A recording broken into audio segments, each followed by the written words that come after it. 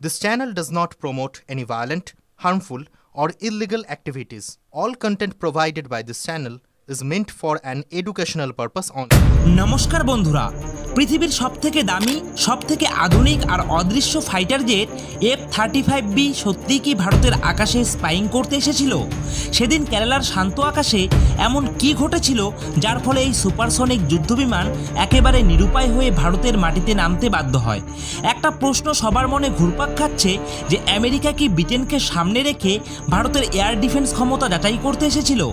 সম্প্রতি অপারেশন সিন্দুরে ভারত যেমনভাবে চীন আর তুরস্কের প্রযুক্তিকে একেবারে চুরমার করে দিয়েছে, সেটা কি ওয়েস্টার্ন কান্ট্রিদের অস্বস্তিতে ফেলেছে? আরেকটা রহস্য তখন থেকেই ঘনীভূত যে F-35B এর সেই পাইলট কেন এক মুহূর্তের জন্য নিজের জেট থেকে দূরে যেতে চাইছিল না? কোন ভয় তাকে আঁকড়ে ধরেছিল? ব্রিটিশ পাইলটরা কি সন্দেহ করেছিল যে ভারত যদি এই স্টিল ফাইটার জেটের কোনো গোপন ফিচার একবার বুঝে ফেলে তাহলে তো সেই গোপন তথ্য আর গোপন থাকবে না? যে সিক্রেট আমেরিকা আর ব্রিটেন সারা দুনিয়ার কাছ থেকে আগলে রাখে, ভারত কি সেই রহস্যের তালা ভেঙে ফেলেছে? দেখুন, ঘটনাস্থল হচ্ছে কেরালার তিরুবনন্তপুরম। সেদিন আকাশে হঠাৎই হাজির হয় এক অবাঞ্ছিত অথচ চমকে দেওয়া অতিথি। এমন একটি বিমান যা সোজা নিউ দিল্লি থেকে লন্ডন আর ওয়াশিংটন অবধি ডিফেন্স করিডোরে আতঙ্ক ছড়িয়ে দেয়। এটা ছিল না কোনো সাধারণ জেট, এটা ছিল British royal navy F-35B lightning 2, ব্রিটেনের সবথেকে বড় আর শক্তিশালী aircraft carrier HMS Prince of Wales থেকে ওরা এক যুদ্ধবিমান।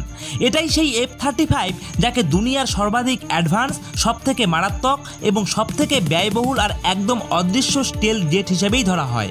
কিন্তু অদ্ভুত ব্যাপার, সেই রাতে এই অজেয় ফাইটার জেটটা একেবারে নির্বাক আর অসহায় হয়ে পড়ে। সরকারি স্টেটমেন্টে বলা হয় যে প্রথমে বিমানটির ফুয়েল লেভেল কমে যায়, এরপর হাইড্রোলিক সিস্টেম পুরোপুরি ফেল করে। একটা তুচ্ছ টেকনিক্যাল ফেইলার যার ফল এই $4 মিলিয়ন মার্কিন বিমান মাটিতে পড়ে যায়। কিন্তু গল্পের আসল চমক তখনই আসে যখন ভারতীয় বায়ুসেনা এক বিস্ময়কর তথ্য সামনে আনে। ভারত জানায় যে ব্রিটেন যখন SQA-7700 ইমার্জেন্সি সিগন্যাল পাঠায় তার অনেক আগেই ভারতের নিজস্ব তৈরি সিস্টেম IACCS অর্থাৎ integrated air command and control system এই অদৃশ্য যুদ্ধবিমানকে আকাশেই ধরে ফেলে। এখান থেকেই শুরু হয় গুজব, সন্দেহ আর একটি গভীর ইন্টারন্যাশনাল বিট্রে, একটি নতুন অধ্যায়।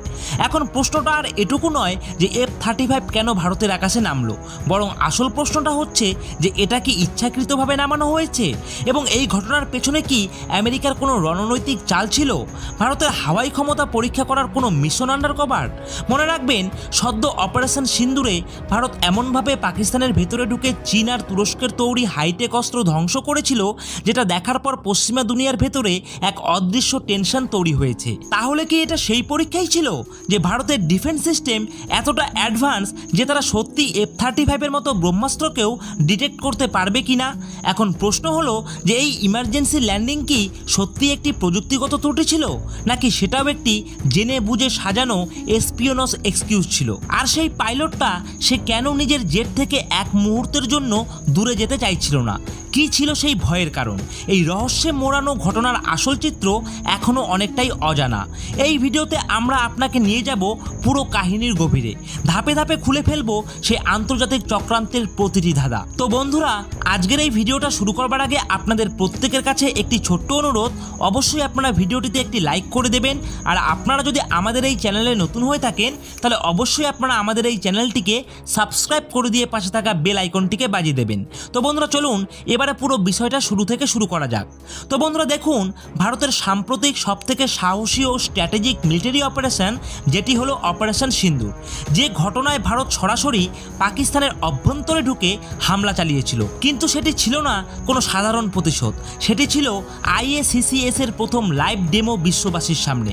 পাকিস্তান নিজেদের রক্ষায় ব্যবহার করেছিল চীনের তৈরি সবথেকে advance air defence system HQ-9 আর HQ-16, সাথে ছিল তুরস্কের তৈরি কমব্যাট ড্রোনস। কিন্তু ভারত যা করেছিল সেটা শুধু সফল অপারেশন ছিল না, এটা ছিল ভারতীয় প্রযুক্তির শ্রেষ্ঠ উদাহরণ। চীন আর তুরস্ক এই দুই দেশই তাদের আধুনিক অস্ত্রশস্ত্র নিয়ে অভিমানী আর আত্মবিশ্বাসী ছিল, কিন্তু ভারতের IACCS সিস্টেম যেন এক ঝটকায় তাদের সেই অহংকারকে ছিন্ন ভিন্ন করে দেয়। আমাদের সেই ইন্ডিজেনিয়াস সিস্টেম শুধু শত্রুর ড্রোন আর মিসাইল দিয়ে ট্যাগ করেনি, বরং চীনের সবথেকে আধুনিক এয়ার ডিফেন্স সিস্টেমকেও ইলেকট্রনিক ওয়ারফেয়ারের মাধ্যমে সম্পূর্ণভাবে জ্যাম করে দেয়। তাদের এন্টায়ার রেডার নেটওয়ার্ককে বিভ্রান্ত করে আমাদের এয়ারক্রাফট আর মিসাইলগুলি অবাধে লক্ষ্যবস্তুতে আঘাত করে সফলভাবে। আর এই ঘটনাটা শুধু চীন বা তুরস্কের জন্য বড় ধাক্কা ছিল না, বরং সবথেকে বেশি অস্বস্তিতে পড়ে আমেরিকা। কারণ আমেরিকা চীনকে তার সবথেকে বড় জিও স্ট্র্যাটেজিক প্রতিপক্ষ মনে করে, আর সেই আমেরিকার জন্য এটা ছিল একটা ওয়েক আপ কল। ভারত চীনের মতো শক্তিধর দেশের হাই এন্ড প্রযুক্তিকেও ভেঙে দিতে পারছে, আর এখান থেকেই তাদের থিঙ্ক ট্যাঙ্কগুলোর ওপরে উঠতে থাকে এক ভয়ঙ্কর প্রশ্ন: যদি ভারতীয় IACCS চীনের সেরা এয়ার ডিফেন্স সিস্টেমকে হার মানাতে পারে, তাহলে কি তারা আমাদের সবথেকে অ্যাডভান্স ফাইটার জেট F-35কেও ডিটেক্ট করতে সক্ষম? আর এটাই ছিল সেই প্রশ্ন যার উত্তর জানার জন্য হয়তো F-35কে একটা তথাকথিত টেকনিক্যাল ফেলিয়ার চালিয়ে ভারতের আকাশে পাঠানো হয়েছিল। এখন আপনার মনে নিশ্চয়ই একটা প্রশ্ন ঘুরপাক খাচ্ছে যে IACCS বা integrated air command control system আসলে কি? এক কথায় বললে এটা কোনো সাধারণ রেডার নয়, এটা হচ্ছে ভারতের নিজস্ব মেগা রেডার নেটওয়ার্ক, একটা নেটওয়ার্ক অফ নেটওয়ার্ক, যেটা আমাদের বায়ুসেনা, সেনাবাহিনী আর নৌসেনার সব রেডার সেন্সার, বিমান, যুদ্ধজাহাজ, এমনকি AWACS আর সিভিলিয়ান্স এয়ারপোর্টের রেডারগুলিকেও একসঙ্গে কানেক্ট করে। এরপর এই বিশাল তথ্য সম্ভার বিশ্লেষণ করে একটি AI চালিত সফটওয়্যার, যা কয়েক কোটি সিগন্যাল ঘেটে একটা এক্স্যাক্ট সিচুয়েশনাল পিকচার বানিয়ে দিল্লিতে বসে থাকা কমান্ড সেন্টারে পাঠিয়ে দেয়। এটা একটা এমন ইলেকট্রনিক প্রাচীর যেটা চারপাশে গড়ে উঠেছে, যেখানে একটা পাখিও বিনা অনুমতিতে উড়ে যেতে পারবে না। তখন হয়তো আমাদের ট্র্যাডিশনাল রেডারগুলি F-35 এর মতো স্টেল জেটকে সরাসরি ডিটেক্ট করতে পারেনি, কিন্তু IACCS তো একদম আলাদা কায়দায় কাজ করে। এই সিস্টেম হয়তো F-35 এর সরাসরি ছবি দেখতে না পেলেও সে দেখেছিল আকাশের সেই ফাঁকা ছিদ্রটাকে, যেটা তৈরি হচ্ছিল সেই স্টেলথ বিমানের কারণেই। অথবা হতে পারে আমাদের লো ফ্রিকোয়েন্সি রেডারগুলি, যেগুলি স্টেলথ ফাইটার ধরতে বিশেষভাবে তৈরি, তারা একটা ক্ষীণ সংকেত পেয়েছিল, আর সেই সংকেতই IACCS বিশ্লেষণ করে বিভিন্ন সেন্সরের মাধ্যমে মিলিয়ে নিশ্চিত হয়ে যায় যে আকাশে একটি অজানা এবং অদৃশ্য যুদ্ধবিমান ঢুকে পড়েছে। F-35 ভেবেছিল যে ও নিজে একটি স্টেলথ, কিন্তু সে জানতো না যে ভারতের আকাশে হাজারো ডিজিটাল চোখ তাকে খুঁজে বের করতে তৈরি। এটা ছিল ভারতের ইন্ডিজেনিয়াস প্রযুক্তির একটি বড় জয়, যার প্রতিধ্বনি বিশ্বের প্রতিটি মিলিটারি কমান্ড সেন্টারে পৌঁছে গেছে। আর এখান থেকেই আসে সেই ব্রিটিশ পাইলটের রহস্যময় আচরণ, যেন একেবারে অ্যাবসুলেট সিনেমার মতো। যখন F-35 কেরালার তিরুবনন্তপুরমে ইমার্জেন্সি ল্যান্ড করলো, তখন স্পষ্ট ছিল যে বিমানটিকে কারিগরি সহায়তা দরকার, কিন্তু আশ্চর্যের বিষয় সেই জেটের একমাত্র পাইলট 1 সেকেন্ডের জন্য তার বিমান থেকে সরে যেতে রাজি ছিল না। এয়ারপোর্ট কর্তৃপক্ষ জানায় যে পাইলট স্পষ্ট জানিয়ে দিয়েছিল যে সে কোনো মূল্যেই তিনি বিমানটিকে একা ছাড়বেন না। শুরুতে এমন গুজবও শোনা যাচ্ছিল যে তিনি বিমানটার পাশে একটা চেয়ার টেনে বসে পড়েছিলেন, যেন চোখের সামনে রেখেই পাহারা দেন নিজেই। শেষমেশ ব্রিটিশ এয়ারক্রাফট ক্যারিয়ার থেকে টেকনিশিয়ানদের একটি দল হেলিকপ্টারে করে এসে পৌঁছানোর পর পাইলটকে এয়ারপোর্টের একটি কন্ট্রোল রুমে এমন একটি সিট দেওয়া হয় যেখান থেকে সে নিজে জেটের ওপর নজরদারি রাখতে পারে। কিন্তু প্রশ্ন হলো যে এই ভয়টা আসলে কিসের ছিল? তার হয়তো ভয় ছিল যে যদি ভারতীয় ইঞ্জিনিয়াররা কাছে চলে যায়, তাহলে যদি তারা F-35 এর সেই বিশেষ রেডার রোধী পেইন্ট বা স্টিল ম্যাটেরিয়ালের স্যাম্পেল নিয়ে ফেলে, বা যদি তারা কোনো গোপন প্যানেল খুলে ফেলে আর ভেতরে টপ সিক্রেট সেন্সর বা ইলেকট্রনিক ডেটাকে নিয়ে নেয়, সেক্ষেত্রে কি হবে? কারণ F-35 কোনো সাধারণ বিমান নয়, এটা একটা টেকনোলজিক্যাল ট্রেজার। এর বডি, এর ইঞ্জিন, ভেতরে হাজার হাজার সেন্সর, সবকিছুই টপ সিক্রেট ক্লাসিফাইড। এই পাইলটের আচরণই তো এর সবথেকে বড় প্রমাণ যে ব্রিটেন আর আমেরিকা দুজনই ভারতীয় প্রযুক্তির ক্ষমতা নিয়ে চরমভাবে চিন্তিত। এই ঘটনার গুরুত্বটা এতটাই ছিল যে CISF অর্থাৎ সেন্ট্রাল ইন্ডাস্ট্রিয়াল সিকিউরিটি ফোর্স সঙ্গে সঙ্গে পুরো বিমানটি চারপাশ ঘিরে ফেলে, সশস্ত্র নিরাপত্তারক্ষী আর বুলেট প্রুফ গাড়ি মোতায়েন করে। কেরালার এই একমাত্র ঘটনায় পেন্টাগনের উচ্চপদস্থ অধিকারীদের আর লকহিড মার্টিনের ইঞ্জিনিয়ারদের ঘুম কেড়ে নেয়। কিন্তু কেন? কারণ F-35 কেবল একটি ফাইটার জেট নয়, এটা আমেরিকার একটা $1 ট্রিলিয়ন জিওপলিটিক্যাল উইপেন। আমেরিকা এই জেট বিক্রি করে তার সবথেকে ঘনিষ্ঠ বন্ধু বা ন্যাটো মিত্রদের, যেমন ব্রিটেন, জাপান, দক্ষিণ কোরিয়া, অস্ট্রেলিয়া, ইসরায়েল। আর সেটা একটাই প্রমিসে, সেটা হলো ইনভিজিবিলিটি, একটা এমন যুদ্ধবিমান যাকে দুনিয়ার কোনো শত্রু দেখতে পাবে না। এই অদৃশ্যতার প্রমিসই F-35 এর মূল শক্তি এবং দাম দুটোই। কিন্তু যদি ভারত, যে না ন্যাটো সদস্য না পুরোপুরি আমেরিকার ক্যাম্পে থাকে, থাকা দেশ নিজের ইন্ডিজেনিয়াস সার্ভেলেন্স সিস্টেম দিয়ে F-35কে ডিটেক্ট করতে পারে, তাহলে আমেরিকার মাথা ব্যথা হওয়াটা স্বাভাবিক। এর মানে কি? এর মানে হচ্ছে যে ভারতের প্রতিপক্ষ চীন আর আমেরিকার চিরশত্রু রাশিয়া, তাদের কাছেও হয়তো এমন প্রযুক্তি আছে বা খুব শীঘ্রই আসবে। এখন যদি F-35 অদৃশ্যতার ম্যাজিক ভেঙে যায়, তাহলে আমেরিকা আর তার সমস্ত সহযোগীদের হাওয়াই স্ট্র্যাটেজি একটি তাসের ঘরের মতো ভেঙে পড়বে। চীনের J-20 আর রাশিয়ার Su-57 সঙ্গে F-35 যে লিড ছিল তা একেবারেই শূন্যে মিশে যাবে। এটা শুধু একটা প্রযুক্তি হারের গল্প নয়, এটা আমেরিকার $1 ট্রিলিয়ন সামরিক বিনিয়োগ আর ওয়ার্ল্ড পলিটিক্সে তার ইমেজকে সরাসরি ইম্প্যাক্ট করবে। আর সেই ঘটনা শুরু হবে কোথা থেকে? ভারতের কেরালায় ঘটে যাওয়া এক সাধারণ ইমার্জেন্সি ল্যান্ডিং থেকে।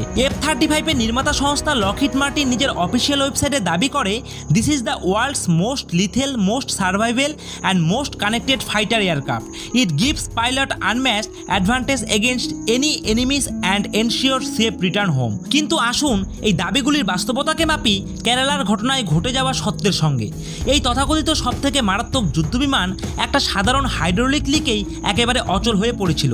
এই সব থেকে নিরাপদ বিমান ভারতের র্যাডার আর সেন্সর জালের সামনে লুকিয়ে থাকতে পারেনি। আর এই সবচেয়ে কানেক্টেড ফাইটার জেট ভারতীয় এয়ার ট্রাফিক কন্ট্রোলকে SQA-7700 ইমার্জেন্সি সিগন্যাল পাঠিয়ে সহায়তা চাইতে বাধ্য হয়। এই পুরো ঘটনা আরও একবার প্রমাণ করে যে বড় দেশ আর বড় কোম্পানিগুলি প্রচার আর বাস্তবতার মাঝখানে একটা বড় পর্দা টেনে রাখে। দেখুন, এটা ঠিক যে F-35 সম্ভবত আজকের যুগের সব থেকে উন্নত যুদ্ধবিমানগুলির মধ্যে একটি, কিন্তু এটা অজেয় নয় আর এটা পুরোপুরি অদৃশ্যও নয়। আর ভারত সেই সত্যিটা গোটা বিশ্বের সামনে স্পষ্ট করে দিয়েছে কোনো হাইপ ছাড়াই, শুধুমাত্র নিজের প্রযুক্তিতে ভর করে।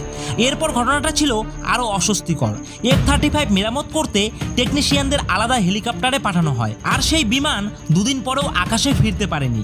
সব কিছু দেখে স্পষ্ট বিষয়টা শুধু হাইড্রোলিক লিক নয়, এর আড়ালে সম্ভবত বড় কিছু লুকিয়ে আছে। গভীর সফটওয়্যার বা ইলেকট্রনিক ম্যালফাংশন তো রয়েছে, যেটি হয়তো ভারতীয় IACCS ইতিমধ্যেই শনাক্ত করে ফেলেছিল। এখন বন্ধুরা, এই বিষয়ে আপনাদের কি মতামত? আপনাদের মতামত অবশ্যই জানান আমাদের এই ভিডিওর কমেন্ট বক্সে। আর ভিডিওটি ভালো লাগলে অবশ্যই ভিডিওটিতে একটি লাইক করে দেবেন। আর এই ধরনের জিওপলিটিক্স সম্বন্ধিত ভিডিও পাওয়ার জন্য অবশ্যই আপনারা আমাদের এই নিউজ জিওপলিটিক্স ইউটিউব চ্যানেলটিকে সাবস্ক্রাইব করে দিয়ে পাশে থাকা বেল আইকনটিকে বাজিয়ে দেবেন। আর অবশ্যই ভিডিওটিকে শেয়ার করতে ভুলবেন না আপনাদের বন্ধুদের সঙ্গে। তো বন্ধুরা, আজকের ভিডিওটা এখানেই শেষ করছি। জয় হিন্দ, জয় ভারত।